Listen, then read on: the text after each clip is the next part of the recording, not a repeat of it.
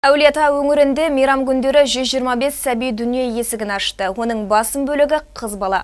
Бүгінде олардың алды үйлеріне шығуға әзірленіп жатыр.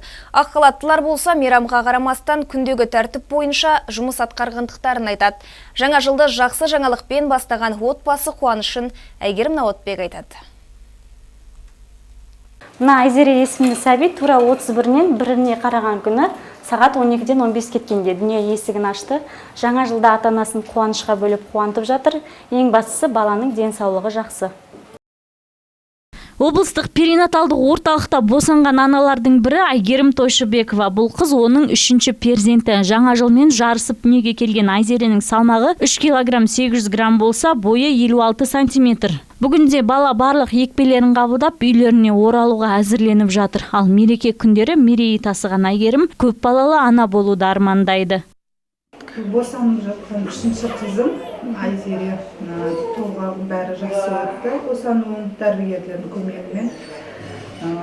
Қазір осы дәрігерлер бақылауындамыз. Көп балалы ана болу керек. Алланың бергені болады. Жалпы жаңа жылда облыстық перинаталдық орталықта 41 нәресте дүниеге келген. Оның 20-сы ұл бала болса, 21-і қыз бала. Ал олардың 10-ы мерзімнен бұрын туылған. Ал 11 ана кесір тілік арқылы босанған. Қазір шала туылған шақалақтар арнайы бөлмеде ем қабылдауда. Десе де, дәрігерлер барлық сәбилердің дендері сау екенін айтады. Күнінде 41 нәресте туылды. Оның ішінде 20-сы ұл бала, 21-і қыз бала. Кезекші дәрігерлер кезекті жұмысына келіп, қалыпты ем көрсетті.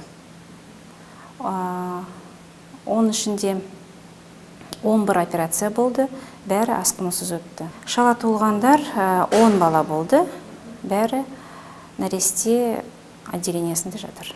Жалпы мереке күндері облыстағы перзентханаларда 125 сәбидің іңгәлаған үні естілді. Оның 70-і шаһарда туылған, қалғаны аудандық ауруханаларда туылған сәбилер. Әйгерім Наотбек, Әділбек Самаликов, Жетшет Ньюс.